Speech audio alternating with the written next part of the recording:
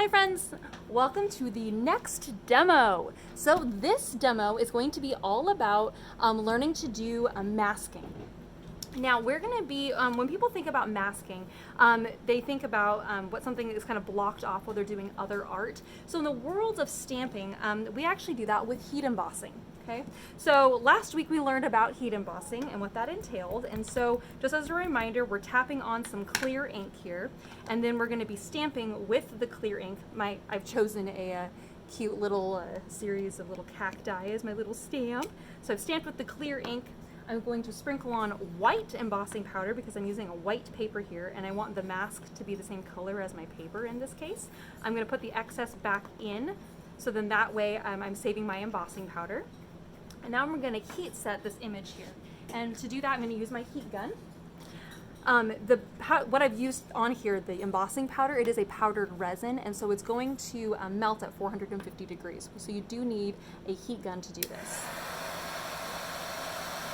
It does take just a minute while we melt that powder in place. But once the powder is totally melted in place, it's actually going to be completely waterproof.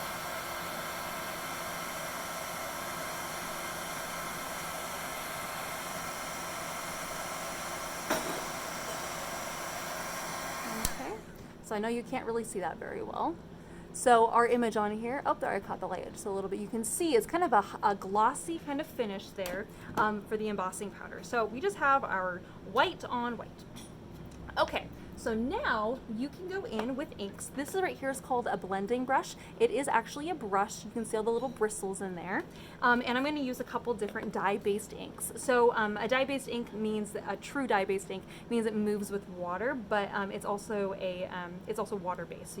So water-based, dye-based.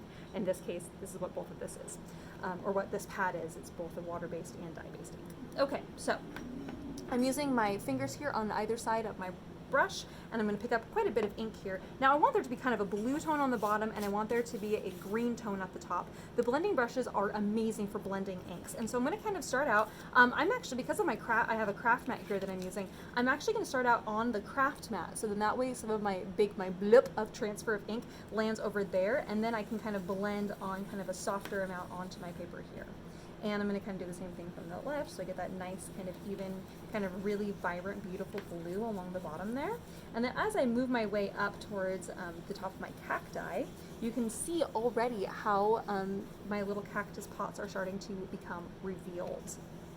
This is kind of a fun activity to do with kids too, because you can stamp and heat emboss some images and teach them about melting and the heat gun and what things melt at certain temperatures. And then you can do a secret reveal activity where you take inks or sponges or even markers and reveal the image. Now I brushed off most of my color of that blue, and now I'm using the same brush. There's a little bit of blue still on it, but now I've picked up a little bit of green as well. I'm going to start, because there's blue and green on my brush here, I'm actually going to start in this kind of blue-green area here where the colors might mix and match together, and I'm going to kind of just brush my my green across that whole thing there.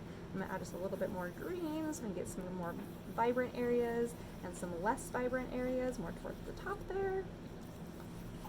And you can see our cactus image is becoming revealed. Isn't that so cool?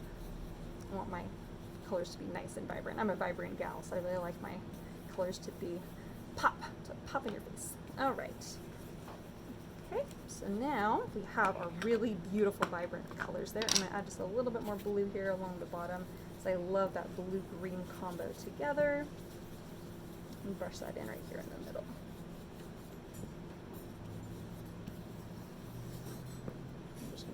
I love the blue-green combo here, so I'm really laying it on because it just makes me happy. All right, so there we have our first reveal. Isn't that so cool? I just love that look, and it's just so beautiful, bright and white.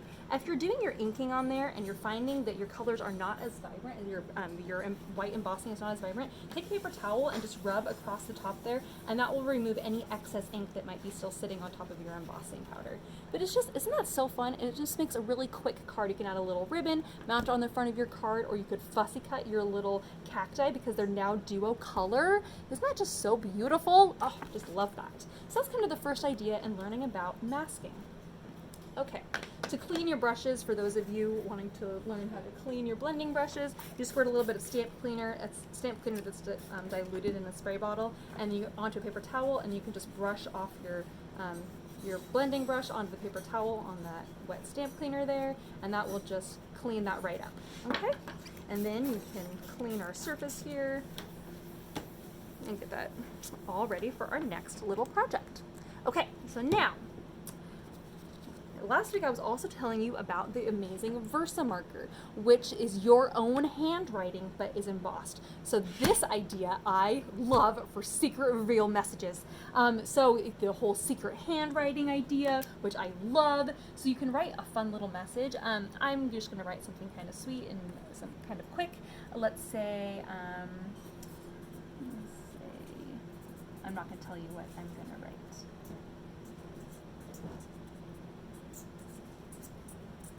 Okay, now I'm going to again use my white embossing powder and cover up all of the area that I've written, the area that wrote my little message. You don't want to get embossing powder on your craft mat, so I probably would recommend having a little embossing tray, or, oh, I just got embossing powder all over the place.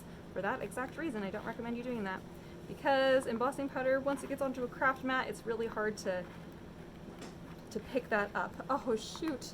Well, as I say, embossing powder goes to a craft mat, and then that's the end of its life there, because you can't really salvage that unless you have a straight edge to do that with.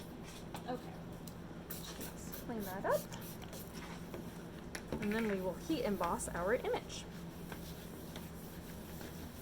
All right.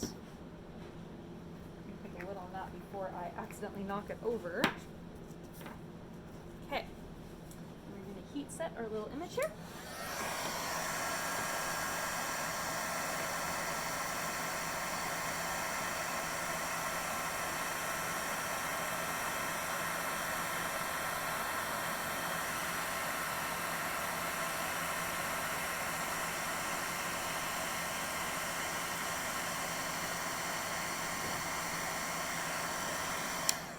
All right.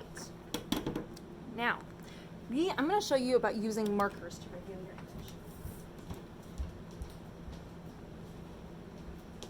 image. Sorry, I actually have to go grab the markers. Okay, so when you're doing your reveal image, so our heat embossing here has this totally waterproof, which means you can use markers or other things to reveal it. You cannot use Sharpies because Sharpies will just bond to that. But when you have a dye-based marker that will not bond to the embossing, you can just color right over. Isn't that so sweet? Ah! And it's just so quick. And it's just a really quick way to make a secret reveal message. Isn't that so sweet? Guess what? I love you! That's my message. All right. Next, on to our next little adventure. Okay, but let's say you want a secret reveal message, but you want to do it on black paper. Guess what? That's an option. So instead of using white embossing powder like we did here, you can use black embossing powder. So I'm going to write a fun word here. Now, the thing with the black embossing powder, though, is that you can see the words, but I'm going to show you what it looks like because it is really fun. Now, certain things are not going to show up on black paper, like certain kinds of watercolors. Like a standard watercolor palette is not going to show up on black paper, or these markers that we just used are not going to show up on black paper. You're not going to be able to see the beautiful colors. But other inks do. So we're going to go ahead and heat set my word. Saw the word already. It's surprise!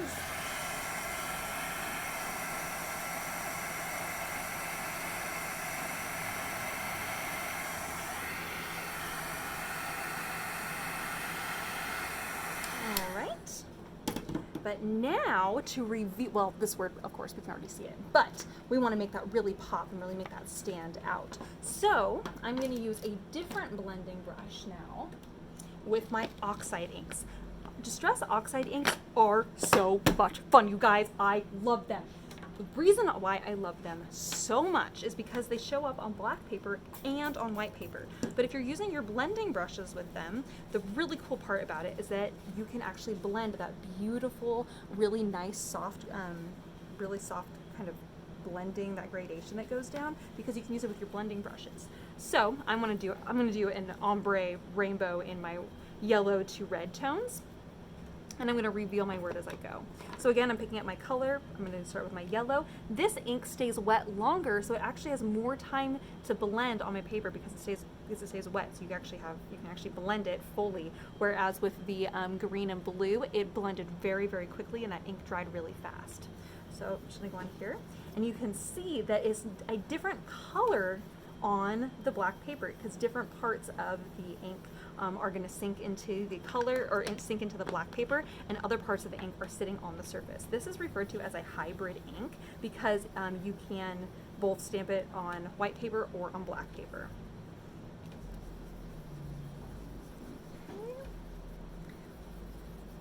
And I'm going to show you what these exact same colors look like on the black and on the white. So then that way you can see what the true colors are.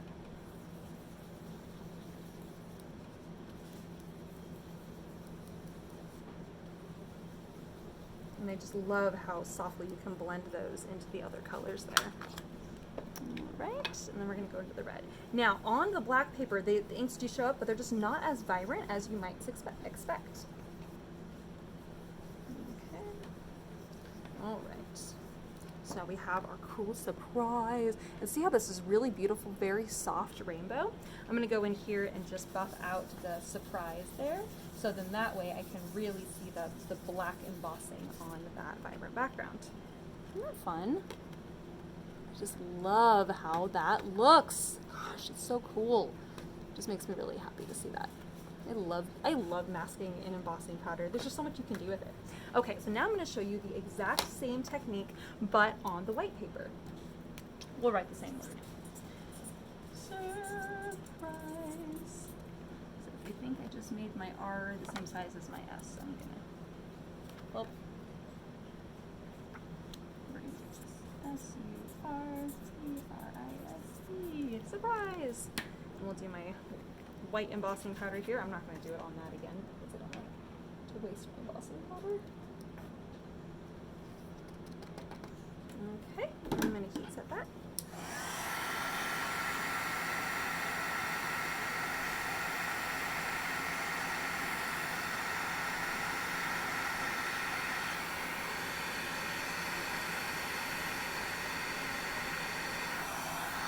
And it's really important that your powder fully dry, like you get that all heat set, so that way you're not left over with any powder that might actually transfer and land in your ink pad. All right, so I'm gonna clean off my brush here so I can go back in and do my yellow, because I want to start with my yellow.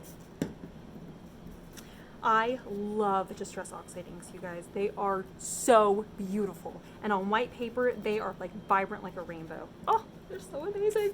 Which is probably why they're some of my most favorite dye-based inks that I carry. This is technically a hybrid, but it's a dye-based / hybrid ink because it shows up on black paper and white paper, but it also stays wet longer, so you can do heat embossing with it if you decided to stamp with that ink.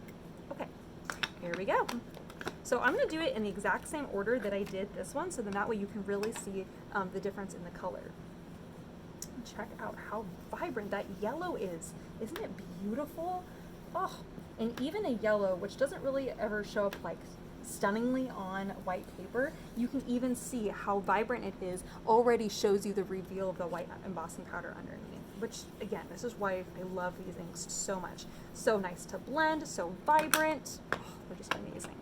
The Wild Honey, which I love this color. Oh my gosh, it's so beautiful. It kind of reminds me a little bit of like a really delicious honey mustard. Actually, I really love it. Just gonna blend that out a little bit more into my yellow. And what's cool about your oxide inks here is, interestingly enough, if I went in with a totally odd color like a purple right now and then went back into a yellow, the colors don't ever blend to make a gross mud color. They always retain the really vibrant, beautiful colors. So just know that if you're playing around with them, or if you own a couple oxide inks and you're wondering if you could blend two colors together that don't really go well together, I am telling you, you can. It's so bizarre, but it actually is really fun. All right, I'm just gonna blend that out a little bit. Oh, look at that blend. Oh my gosh, I just love it. Love, love, love, love, love. Just gonna a little bit more vibrancy right in there. And then we're going to go into our red. And you can already see, I mean, once you kind of knew that this was a rainbow already, you can kind of see that light to dark. But when you look at this, it's like, oh my gosh, it's like night and day. So different, so different. But just know that you have lots of options with your oxide inks.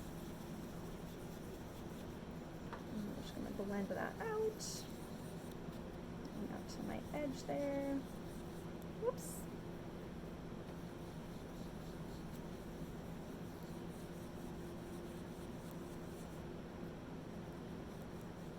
And we're just going to go all the way to the edge. Kind of starting out with like a soft hand and then kind of a heavier hand as the ink comes off of my brush there. Okay. All right. And then just like I did before, I'm going to take my paper towel and just wipe away on top of that embossing powder, and you can see how the word, my surprise word, really becomes even more white and more vibrant. So isn't that fun? I just love that technique and how that turns out. And again, looking at and kind of seeing, isn't this interesting how it almost looks like a blue tone, that the bright yellow on the black? It's just really fascinating how that works. So that's kind of the world of masking in terms of using embossing powder.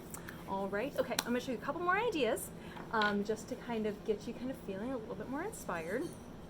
So, I know I had, aha, there it is.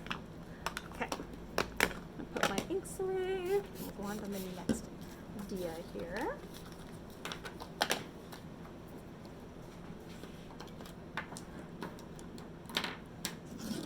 All right. I hope you guys are having fun learning new things. It always makes me so happy to teach people new stuff. I love the learning just like new ideas and seeing kind of what people are inspired by. It just makes me really happy. Okay, so I'm going to go back in now and I'm going to do the white embossing powder on the white piece of paper again. So I'm going to stamp with my little cacti. I did clear ink on white paper. Now I'm going to do the white embossing powder on that image, and I'm going to heat set it again.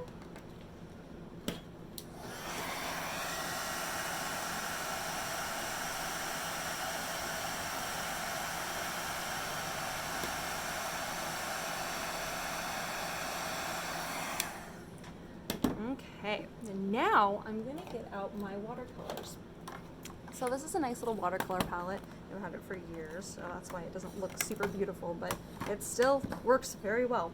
This is called a mini mister. It's a tiny little spray bottle, and then you can just spritz your watercolors. This just activates your watercolors so that they're wet and ready to go, rather than having to dip your paintbrush in water and then dip it in the watercolors and then trying to mix it around, and then it's all just like messy and there's big puddles of water everywhere. It just can be really chaotic, and I just like it to be a little bit more controlled than that. The water brush has water already in it, so it's ready to go. So your brush is already wet, so you can easily just pick up your colors and start watercoloring. I love this idea. So if you stamp and do your embossing in the white, on white paper, and then you have kind of a little bit of you can just go in and kind of do your watercolors here, the embossed lines actually act as a nice little barrier so that your watercolors, you actually stay in the lines. Isn't that interesting? Oh, and I just realized that I made my cactus pots green, even though my cacti are going to be green. So I'm just going to make those brown real fast. Kind of a funky kind of mud color there, but hey, whatever. Cactus pots don't need to be vibrant. And so what I'm going to do here is I'm actually going to purposefully be kind of messy with my painting here so that I actually go outside of the lines. And I'm actually doing that on purpose. And I'm going to make this kind of look like a little bit like a countertop maybe. Okay. And this is just it's acting as a mask, but it's making it so that we can kind of do like kind of a fun little watercolor. And the masking lines are going to give us our outline of our cacti. So it kind of looks like maybe it's like kind of growing a little bit. I'm going to do this guy here. Again, I'm kind of purposely being kind of messy with my watercolors because I want it to kind of go outside the lines a little bit so you can actually see the reveal of your little cactus.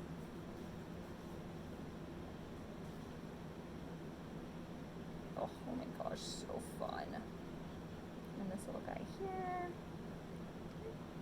And then I wanted to do kind of just a fun little soft kind of background. Maybe add a couple little colors here. I'm going to go in with my blues, kind of swipe in on the sides here.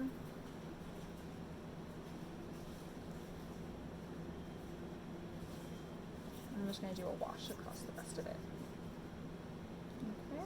And so what's happening here is that you have a little bit of the color. It's not perfect, but again, I kind of did that on purpose. And so then I can kind of go into my darker colors there, and then into my really beautiful blue indigo up here at the top. And so there, this is what I'm doing at the top here is called a wash.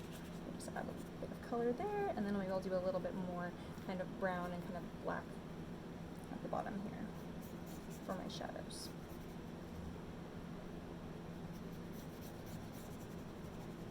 Okay, and then because I want to make sure that my my embossed lines are really standing out here, I'm going in here and kind of blending out my watercolors so I don't get the streaky watercolor lines in here. And I'm going to go in with my paper towel now and just buff out my white lines there, and that will just reveal those and make them a little bit more vibrant. And there we have our quick masked watercolor card. Isn't that fun? Kind of cute. I'm going to add just a little bit more color right in here, just so then that way it's not so lined up with the edge of the cactus pots there. And should do a little bit more here on the side there. So there we have a fun little, kind of quick little watercolors. You can add some little shadows in there if you would like, just to make it stand out just a little bit more. That's just a fun, different way to kind of add in a little bit more interest, and a really quick way to stamp an image, and then to use kind of a little bit more subtle, a little bit more artsy kind of a look there. So yeah, and again, you can add a little ribbon or a little sentiment. You can even do like warm tones if you want it to be more of like the desert heat kind of an idea. You could stamp some little birds. Again, you can really do a whole lot with that card. You can even fussy cut those out and then mount them up on another card if you'd like, but I really love the white embossing on there. It just makes it a much lighter card and not so dark. Okay, I got one more idea for you. So we're gonna put away that watercolor palette, but we're gonna get out the next one. So on the black cardstock, you can do the exact same idea. Okay, so but this time I'm gonna use my clear ink, and then I'm gonna use my black embossing powder. And with the black embossing powder on the black paper, you would think, again, with the watercolor idea, would that work? And I'm here to tell you, yes, it will. All right, I'm gonna set this.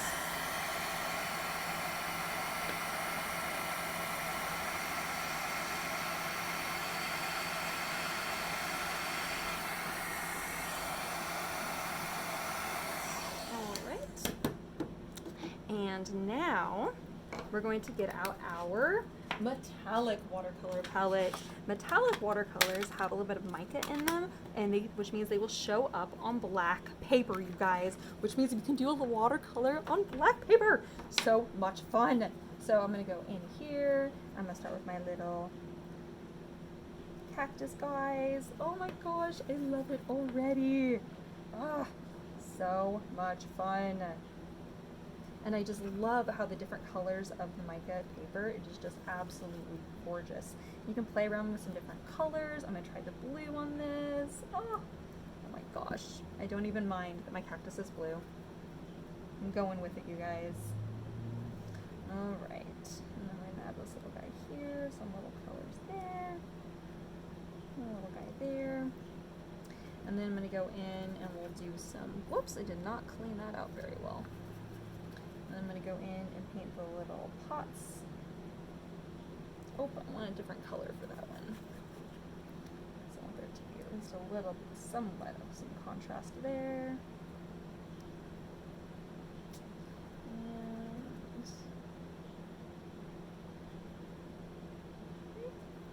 And then you can go in and we'll add in some blue for our sky.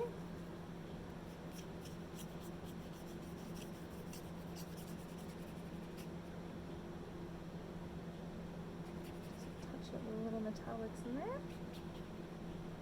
Again, you can always kind of do a wash kind of over all of them, and that will kind of give a nice subtle kind of background with a little bit of metallic watercolors in there. And then just a little bit more green on some of these guys.